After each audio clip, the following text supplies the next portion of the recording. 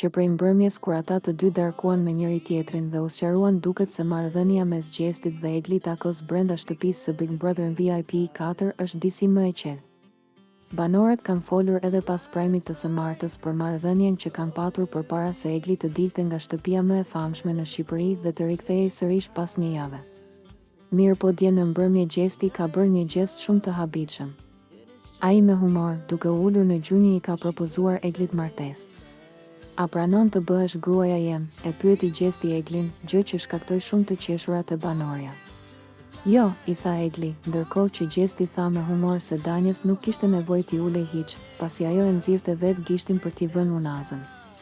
Edhe Danja qeshi pas këtij komenti të Gjestit, ndërkohë që e mësoi se si ai t'i propozonte Eglit.